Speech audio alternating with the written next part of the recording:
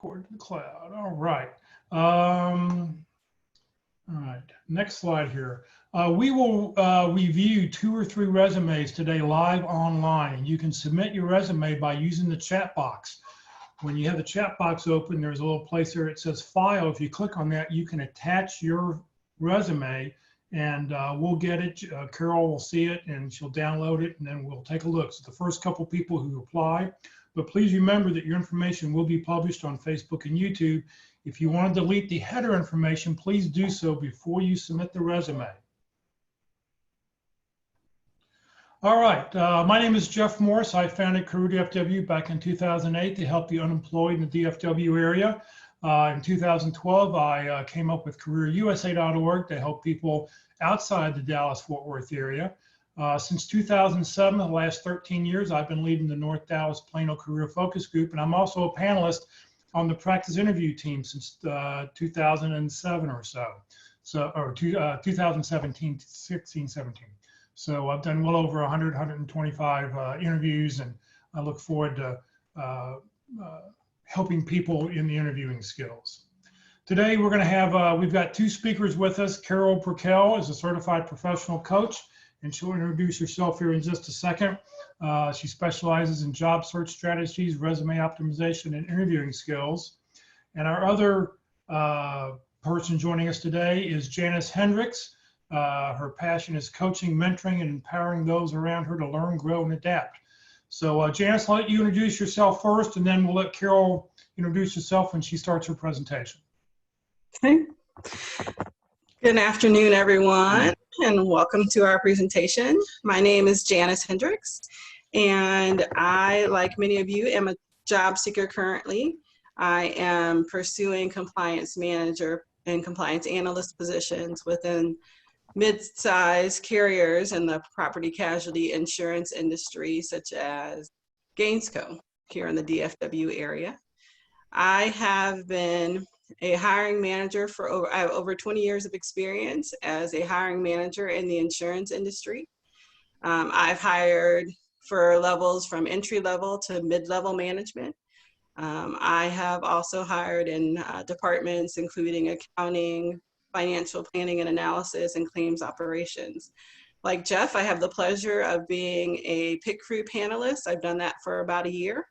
And I also serve as the volunteer lead for the Fort Worth Career Search Network.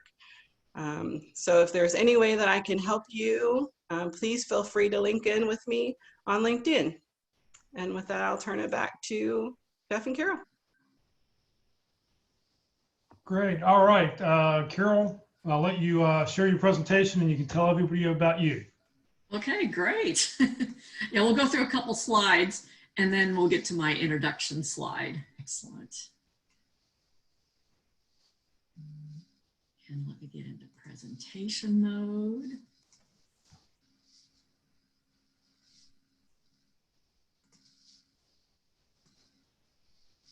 And are you able to see my presentation in presentation mode, Jeff?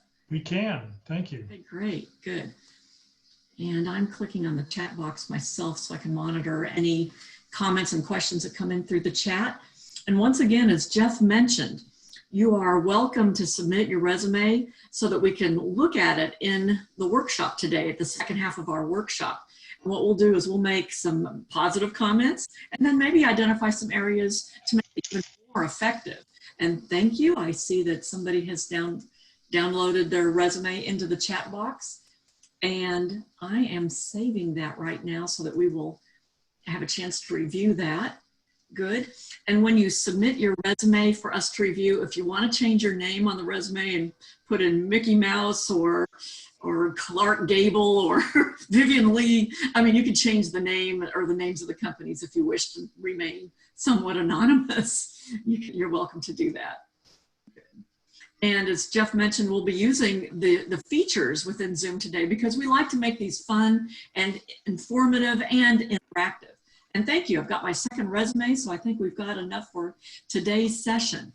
And if any of you who are participating have one-on-one questions that you'd like to address, regarding your resume, and we don't get a chance to cover your questions or review your resume in the session today, I'm offering a free career coaching session during this pandemic year that we're having to anyone with a need. So if you have any specific needs, you're welcome to reach out to me, to Carol Brickell.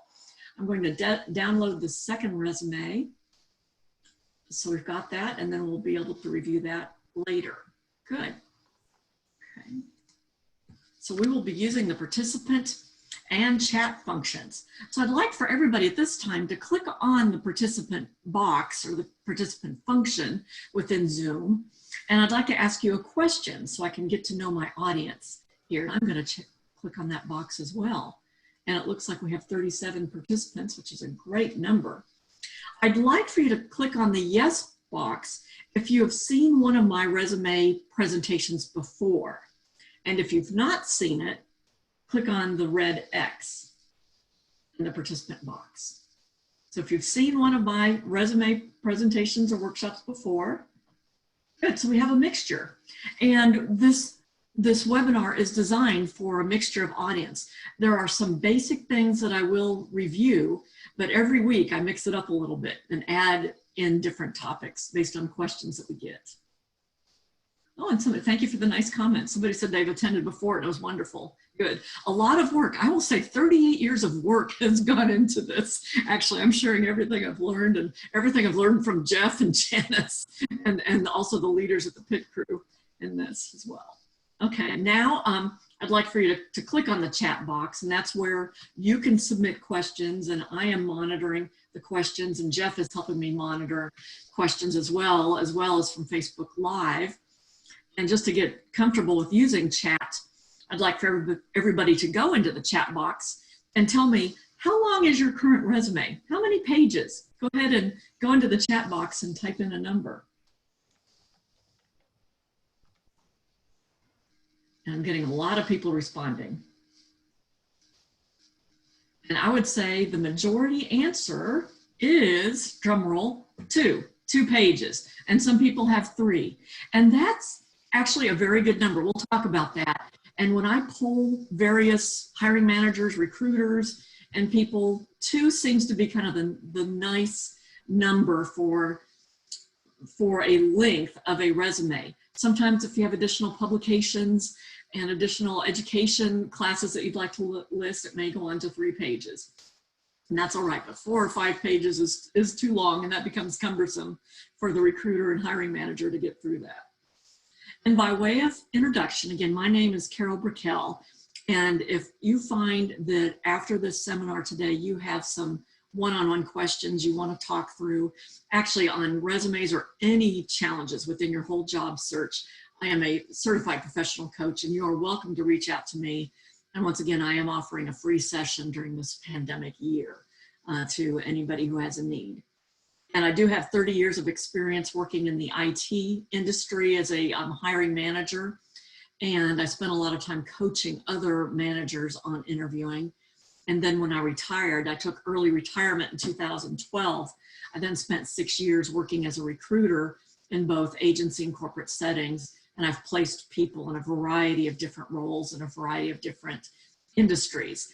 And like Janice and Jeff, I've had the pleasure of working with the pit crew practice interview team every week for the last 1.5 years now. And that's been a great learning environment to help people with the interview process. And I'm certified by the Professional Association of Resume Writers and Career Coaches. I went through a big old training program and took a big old certification test, which I actually had fun doing.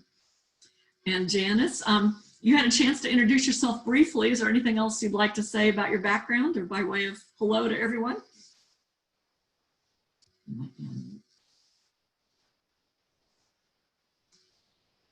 I don't think I'm able to unmute you. Okay. All right. So we'll get back to Janice will be helping me teach today on a couple of slides. And I think when we get to that point, Janice, you'll need to unmute yourself or Jeff will, I think. And this is our agenda today. And the first part is we will talk about some key learning points. I'll be reviewing some things I've covered in previous webinars, but They say sometimes you have to hear something 7 times for it to sink in. I know that's true with me, and I've read that somewhere.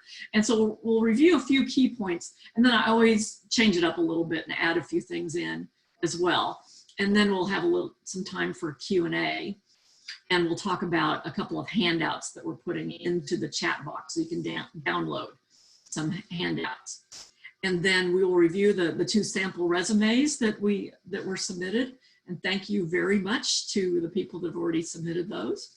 So we're good to go on the resume, so I don't need any more volunteers at this time. But if you have questions afterwards about your resume, you're welcome to reach out to me. LinkedIn is a great way to reach out to me. And I get a lot of questions about ATS systems, applicant tracking systems. And those are systems like iCIMS, Taleo. When you are uploading or submitting your resume online into a system, those are applicant tracking systems. And what they do is they parse the data. They look at the data in your resume so they can store it in the database with your name, address, your skills, the jobs, the companies you've worked for. So if you have any special characters in your resume, that could throw off the parsing process. So it may not read all of your data. So the only special character you should have in the version that you upload are the little pure bullet dots that you use for bullet points. Anything else, underlines, boxes, little chevron marks, little check marks, those can throw off applicant tracking systems. But you do want to make sure that the language and the keywords in your resume do match the job that you're applying to. And we will talk a little bit more about that. And a great tool to test out your resume in comparison to job descriptions is jobscan.co, jobscan.co. You can submit your resume and a job description, and it will tell you if you are a 30% match or an 80% match. And that'll tell you if you need to work on the language and keywords in your resume. And then in most applicant tracking systems, you can also upload your resume as an attachment. And some people choose to create one that does have special formatting for their attachment version. Myself, I just chose to have one easy version, so I didn't have to worry about updating multiple versions of my resume, because it is a best practice to modify your resume every time you apply for a job, because you want to make sure you're matching those keywords in that job description. Also, many applicant tracking systems give you an option to attach a cover letter, and that's a requirement. So in the next screen, I will show you an example of a cover letter, and that will be one of the references and handouts that we put in the chat box. So you'll have a template that you can use. Now, I'll give you my opinion about cover letters, and if my fellow panelists, Jeff or Janice, have any input about that, I welcome your input as well. As a recruiter, when we would post jobs, we would get between 100 or 200 candidates and sometimes more. And when I'd go through that list of candidates, even when they were sorted based on keyword matches, and I'd go through the top 20 or 30 resumes, I did not have time to click on the cover letter and the resume. So I was just clicking on the resume. I never even looked at the cover letters. So if you do submit a cover letter, I wouldn't put a lot of time into it. Now, there are times when it is useful to send a cover letter, such as when you are sending information about yourself to a colleague and having them forward it to the hiring manager or recruiter at a company. You may want to have a cover email or cover letter to go with that, to explain how you align to that job and so that they can endorse you. So there are times to use cover letters, but when you're just applying in an ATS system, I wouldn't spend a lot of time on it. And here's the simple template that I'm providing with a lead-in sentence, and then what's called the T table with the job requirements, and then how you have experience that meets those requirements, a sentence or two about your experience. So Janice or Jeff, did you have any other comments about either ATS systems or cover letters? For a cover letter, as a hiring manager, I usually looked at them when I was looking at mid-level or above, or when I was trying to really decide between some really qualified candidates. If someone took the extra effort to do a cover letter and somebody didn't, that might be the reason that I looked at someone a little harder. I knew that they were going to go the extra mile and they were more interested. The other thing about a cover letter is while Carol gave you a template, just try to make sure that you personalize it where you can, because you don't want it to read like you're just sending the same letter over and over and over to everyone. I want it to feel like you wrote that letter just for me. Great, good insight. And Jeff, did you have any additional comments? No, I'm good. Okay, thank you. Thank you. Hey, Carol, there was a question in the chat box. Oh, thanks. Yeah, sometimes I can't do two things at once. So I appreciate the help. That's okay. About adding fancy formatting, 3 columns, colors, etc. And trying to get through the ATS. And we would say no. I mean, in getting through the ATS, you want to think about it as being as vanilla as possible. Yeah, because it actually can throw off the data reading. And if you want a fancy format, I mean, you can choose to create a separate version if you want. That's a personal choice. I will say a word about 2 columns, because recently I've seen a few resumes as I've been coaching people, and I find that the human eye and the human brain really can't read 2 columns at once, and it gets a little confusing. So you want to make it easy for the ATS system to determine your match, and easy for a recruiter to look at that top of your resume and say, oh, this person meets the requirements of the job. So make it easy. Okay, should we send a PDF rather than a Word document? That is a good question for a couple of reasons. One, if you do make it into a PDF, it preserves the integrity of that document, and they can't alter it. When you send it to a recruiter, they will ask for it in MS Word format, because they do need to edit it, add their cover, to the top, their logo to the top before they send it on to their client. So they may ask for an MS Word version. But we're talking about an external recruiter, not an internal recruiter. Yeah, an agency recruiter. Agency recruiter. Right. An agency recruiter, yes.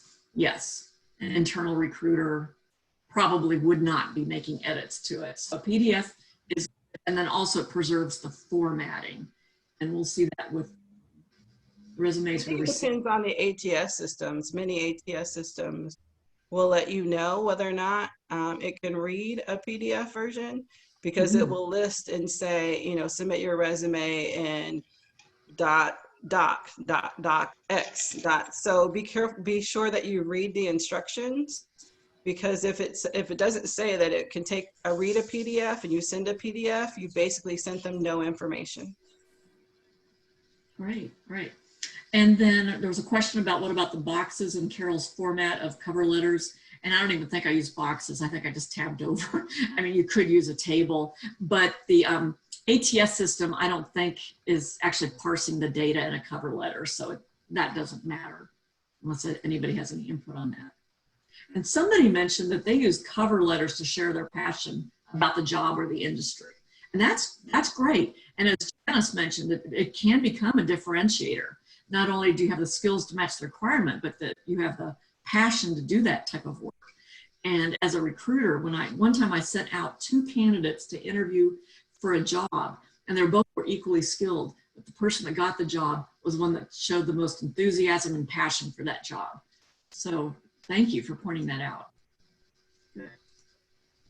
So overall characteristics of good resumes. The overall goal is to make it easy for that ATS system to determine if you're a good match, and for screeners, recruiters, and hiring managers to make sure you're a good match. So you want to make sure the formatting of your resume makes it easy for people to read. The overall length, we've already talked about, 2 pages is kind of that magic number. Somebody mentioned they had a 1-page resume, and occasionally I've seen some people are able to fit their experience onto 1 page, but don't feel like you have to. On the other hand, there is something called a 1-page bio, which is actually a different type of document that's more of an executive biography that gives highlights of the industries and your accomplishments and maybe accolades. And that's a document that can be used actually for a different purpose, more for informational discussions or networking, rather than a full 2-page chronological detailed resume. And then number of years. How many people, raise your hand or click yes if you've heard my spiel about how many years of your experience you should put on a resume. Click the green check mark in participant if you've heard my spiel about how many years of experience you should put on your resume. Okay, just a couple. Okay, so I'll give my. It's almost a tie here. It's 5 to 6. Yeah, so yeah. 5 to 7. So most people haven't. Most people haven't. Okay, you're going to hear it again. I actually love telling this story. I get a lot of questions about, especially from people who have a lot of experience. For example, me and my resume, I had 38 years of experience. And I get a lot of people asking me how many years I show on my resume. And basically you have 3 options, and it's up to you to choose. You can put all 38 years, and I fit all 38 years of my experience in 2 pages of a resume. And I got a job at the age of 55 and another one at the age of 60. Now I was networking with a lot of people that knew me and knew my background, but that's the way I went. The other option is to chop it off after 10 or 15 years. I see a lot of resumes where coaches have said, or recruiters have said, oh, you need to chop that off so people can't tell how old you are. And as a recruiter, when I get those resumes, I would ask, did you have experience prior to this? And they'd say, yeah, but I didn't want to show it.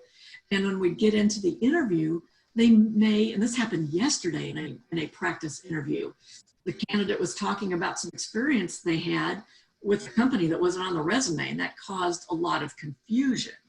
So some people have kind of chopped it off, but then it looks like, and when I present those resumes to a hiring manager, it's not telling the full story. So the third alternative is to go ahead and go into detail about your most recent 10 to 15 years, but then have another section that's prior relevant experience and list the company names and job titles. And you don't even have the dates on those if you don't wish, but just to go ahead and list those company names so that the hiring manager recruiter can see the full picture of your background. And in case they ask a question and you want to use an example from one of those companies, you can do that without causing any confusion. And I'm going to pause a moment. Okay.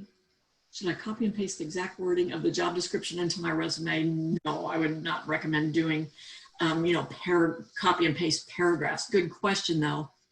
However, you really want to study that job description, and I'll show a graphic about how to do that and pick out those key words and phrases and work it into your resume. So I'll show you an example of how to do that. So that's an excellent question there.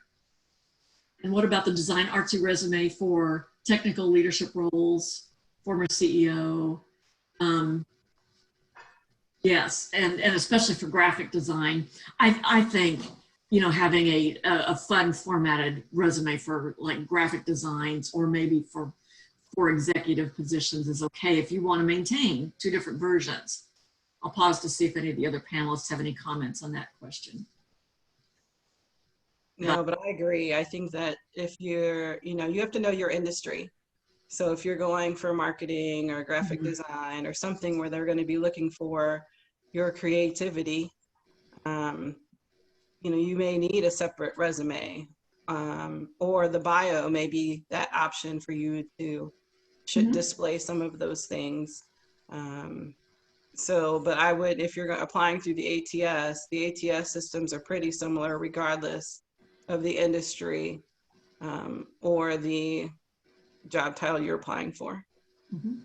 Right, thank you, Janice. And we do have another question. If somebody has experience relevant to the job, but it's over 20 years ago, should they add it under a heading, additional relevant experience? And I would say yes.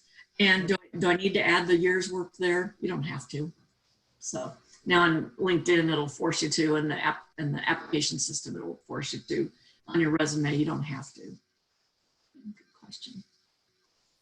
And this is guidance from the organization where I got certified regarding resumes. So I just wanted to share this with you because this is from an organization that teaches resume writers, that you want to make sure your resume is easy to read with brief bullet points.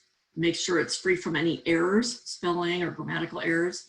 Acronyms, spell them out the first time, put them in parentheses, and then you can use the acronym later on. There are a few exceptions like SAP, where nobody knows what that acronym stands for. I guess it's the names of the founders of the company.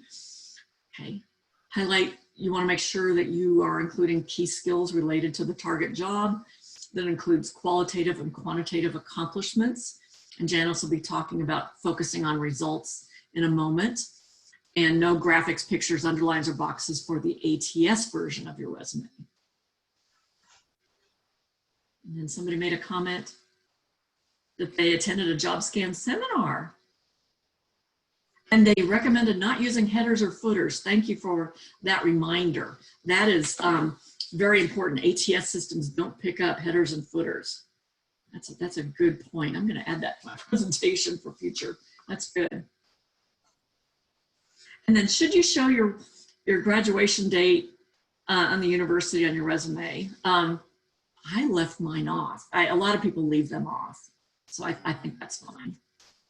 And the only time I've seen it applicable on a resume is typically if you've graduated in the last 5 years.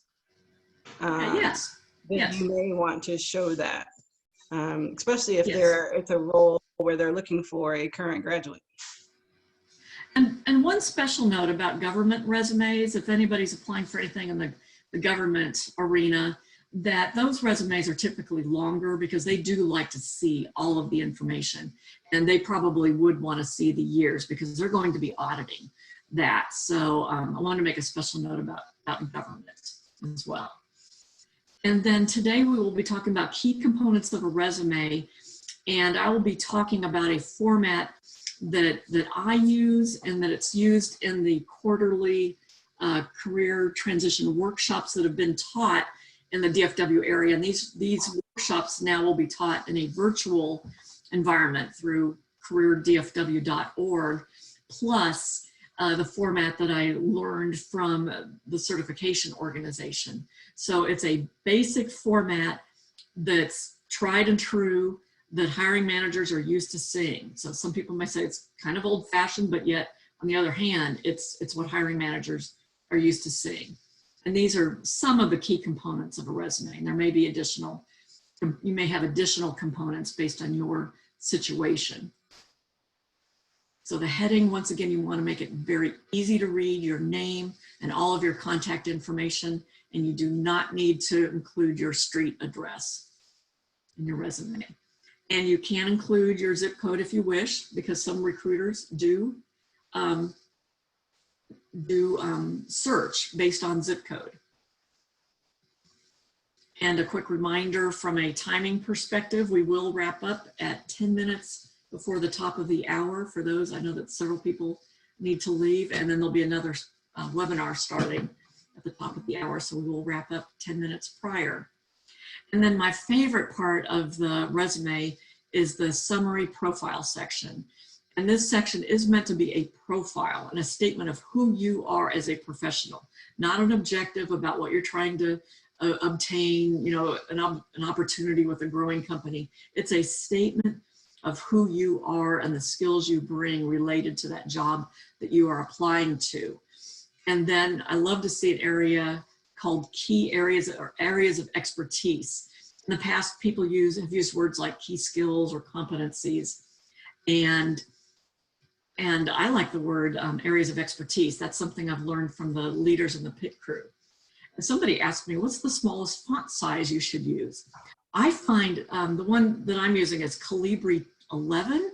When it gets down to 10, it gets small to read. Like I've seen some Times New Roman 10, and that gets hard to read.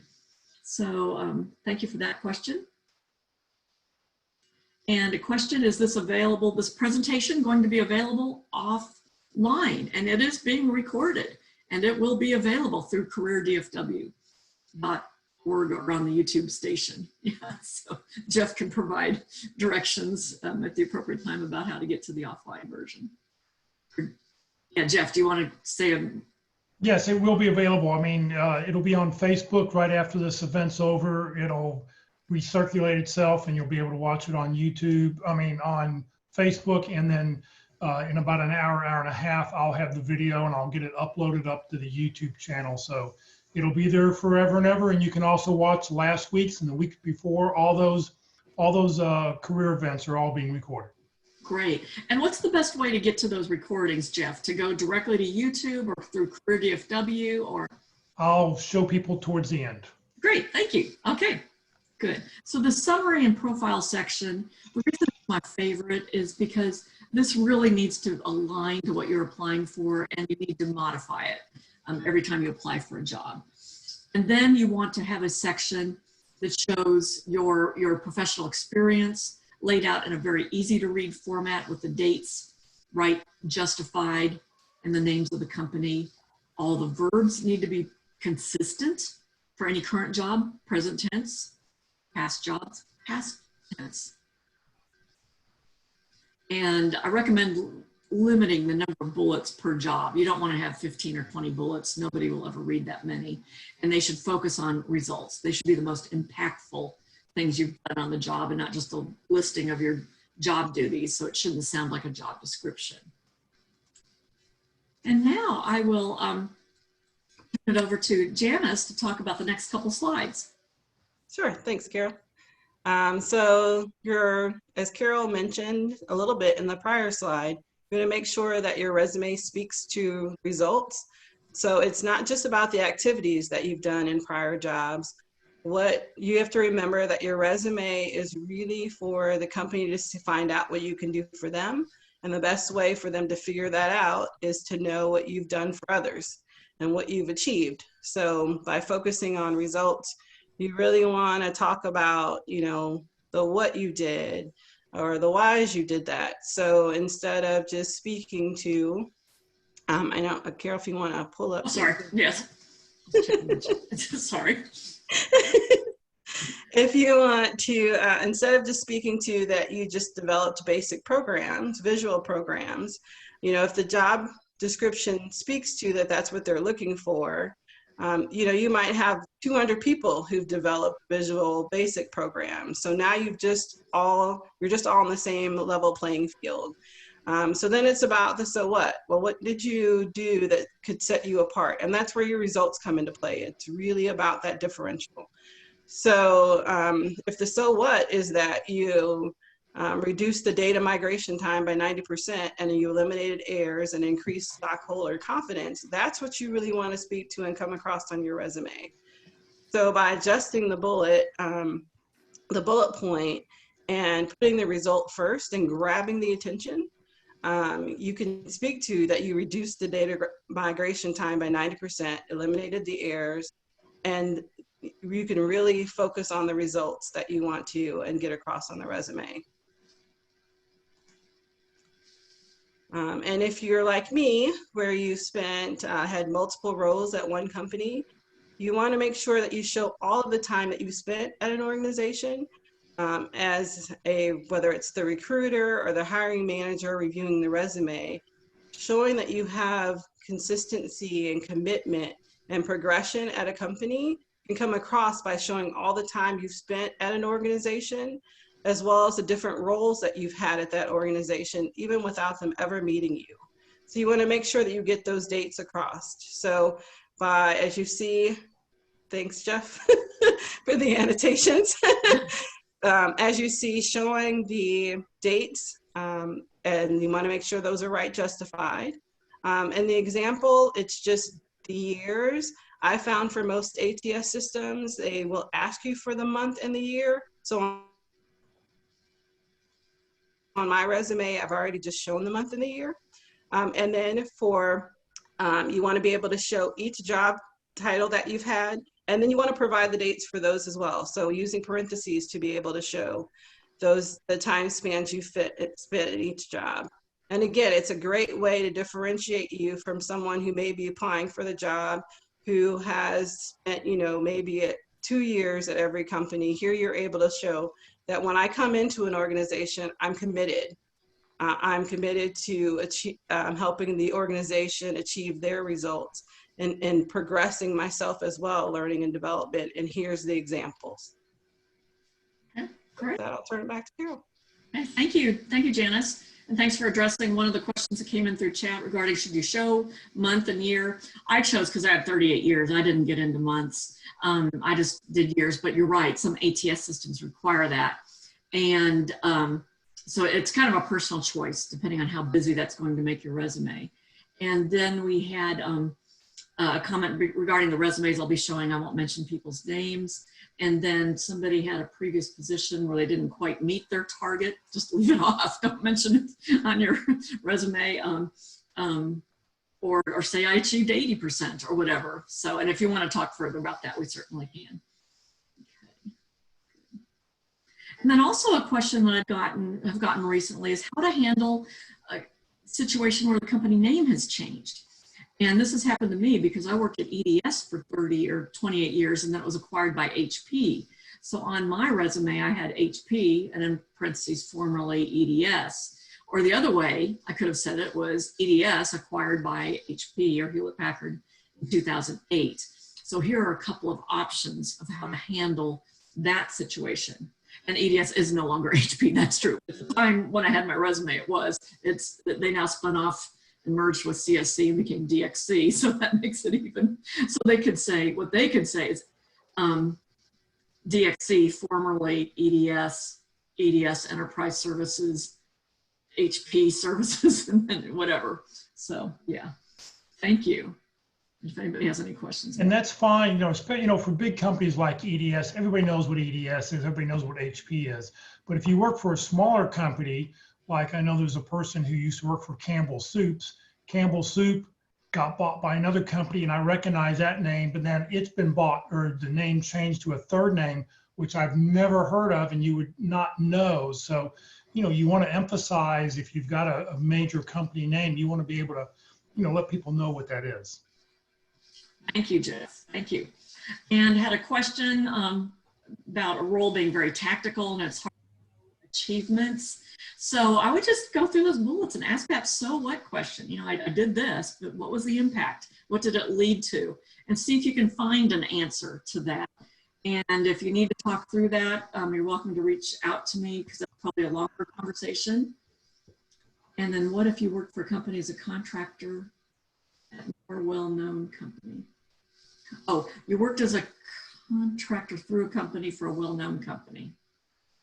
I would list the company name that you worked for, and then in parentheses, I put contracted through XYZ company. So I would put the contracting company as in the parentheses, and then put the name of the company as, if you're working for EDS, but it was through ABC contracting company, you worked for ABC, you worked for EDS, and then in parentheses, contracted through ABC company. Yeah, or just contract. And also with, as a recruiter, when we would place people, sometimes as a temporary employee, they become our employees, the staffing agency, but they'd be working for another company. Yes, put that company name, that client company name on your resume, and you may or may not put the contract position. Yeah, okay. Good questions here. I'm gonna save some time. Education, software skills, you need to include those on your resume.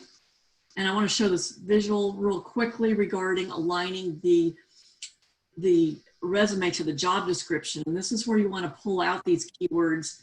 You probably don't want to cut and paste and copy this whole description, but look for the key requirements, like documenting business requirements, and make sure that that pops up in your resume, or improving processes.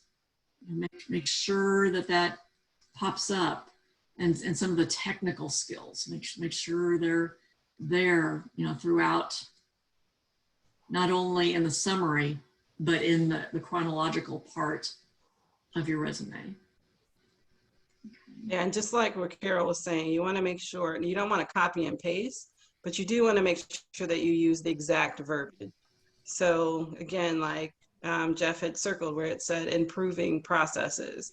You want to say in your resume somewhere improving processes, because that's what the ATS is going to be looking for. And some ATSs won't like it if you say you improve process. In this case, it would catch, but improving, actually, it may not catch. Because that's true. It's slightly different.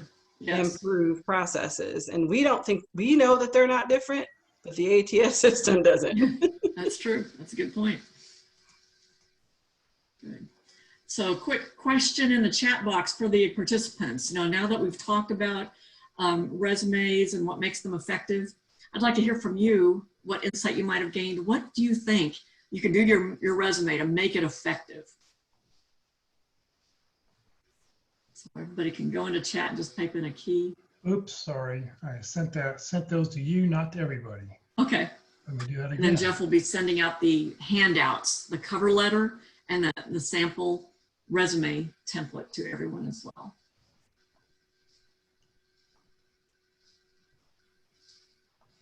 And if you had a stopgap role while in transition, should we show that in the chronological resume? I would. I respect that. In today's economy, I mean, nearly everyone I've talked to has been laid off at some point or another. And while they're in job search mode, if they take a job at Home Depot, while they're searching, I say all the power to them. You're doing two jobs. You're doing your job search and the job. I think people respect that in today's economy. So I think that's. Let's go ahead and hit a resume because we only got 5 minutes left. So I want to make sure we at least get to look at one of them here. Yes. Thank you, Jeff. Okay, so we will review resume. Let's stop this. And what we'll do is first, we will make, kind of positive comments.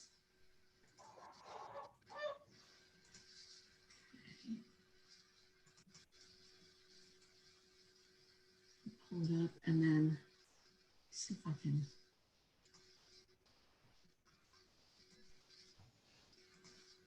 Yeah, you've got it. There you go. Yes. Okay. So it says name U.S. citizen. You're seeing that, SOC manager? Yes. Okay.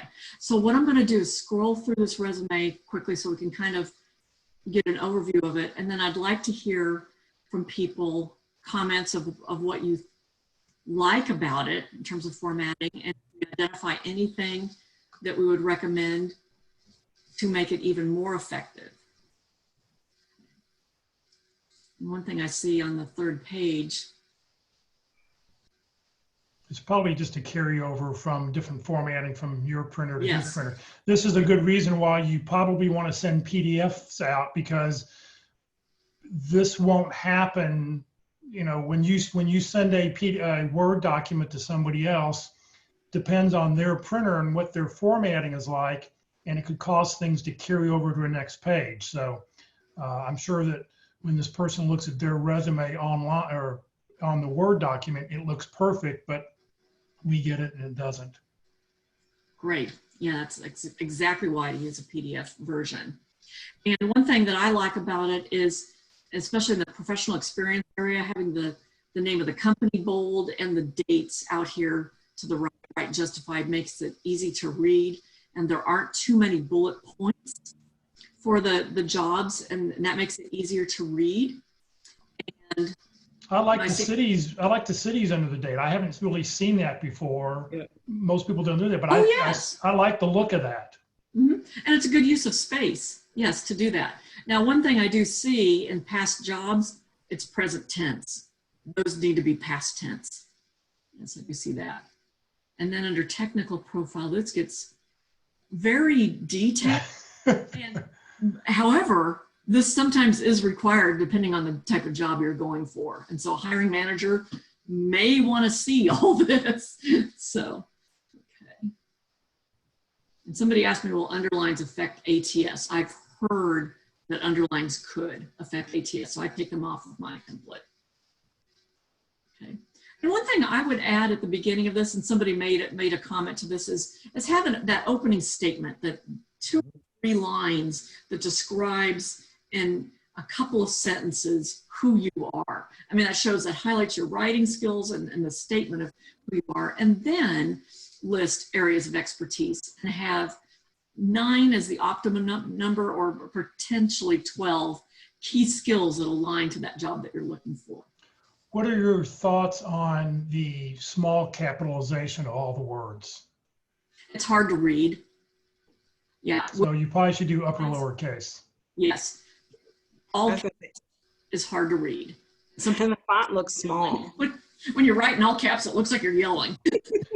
And I think especially when this gets pulled into an ATS system, the ATS system is going to have everything the same character height. And now you're going to have all these words that are capitalized. You have them smaller, but they're going to be the same size. So it will look like you're yelling on if they look at the ATS version. Good. And somebody asked a question, should education be at the top or the bottom? Usually for experienced professionals, education's at the bottom. Yeah, so that's a good point there. And somebody said they have heard that you should write everything in the present tense. I don't think that's accurate. If it's in the past, it should be in the past. Right. Because you're not currently doing that work. And so that wouldn't be true. And you want your resume to be true. Okay. All right. We have oh, Jeff, I think we're out of time. So Okay. the person that sent me the other resume, there might have been one or two more. If you want to follow up with me, you're absolutely welcome to do that. So, so thank you for submitting your resumes. And at this point, I will turn it back to Jeff. Okay, well, thank you very much. Carol and Janice, thank you very much for everything you're doing. Great information. Just as a reminder, you can join us tomorrow. Tomorrow, the North Dallas group at 9:30 in the morning. Our speaker is Paula Calise, and her topic is the art of LO. How to, when we do get to meet people, or when people say what it is you do, how you can describe what it is you do in 10, 15, 20 words. So this event on tomorrow morning will not be recorded. So if you want to see it, you must be present to do it. She doesn't want it to be recorded, so we won't do that. And there will be a handout that we'll pass out for anybody who's either on Facebook or via Zoom. Just please be sure to join us every week. Every Tuesday we have LinkedIn. Next Tuesday will be Locke Alderson. Next Wednesday interviewing, and I forget what the topic is, I'm sorry.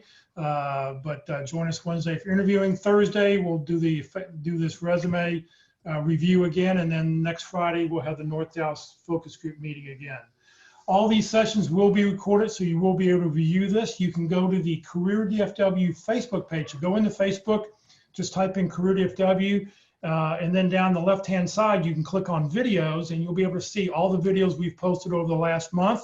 I do have them categorized, so you can see all the interviewing ones, all the resume ones, all the North Dallas group meetings are all separated out.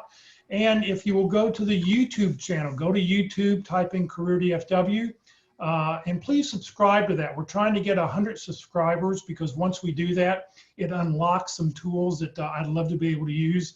So if you can go to YouTube and click on or find the Career USA site. Another easy way to do that is if you go to the Career DFW or Career USA websites, and not on the front page, but any secondary page you go to, in the upper right-hand side, you'll see 5 little icons, and one of them's a YouTube icon. You can click on that and it'll take you right to that page. Same with the Facebook, it'll take you right to that page.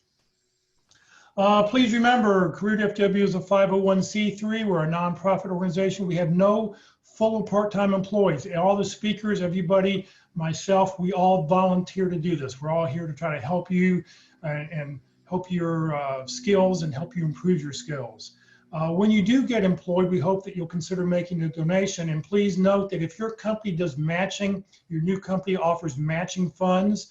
We are registered with a couple of the different funds. And if you don't happen to see us listed, please let me know who it is, and we will be glad to get registered and do it so that the company can help duplicate the amount of money. So we appreciate your time. Thank you for being with us. Again, Carol, thank you. Janice, thank you. And we'll see everybody maybe tomorrow morning at 9:30. We'll see you all next week. Bye, everyone.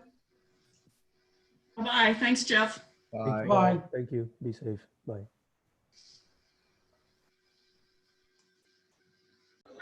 Yeah. Thanks, Jeff, and everybody.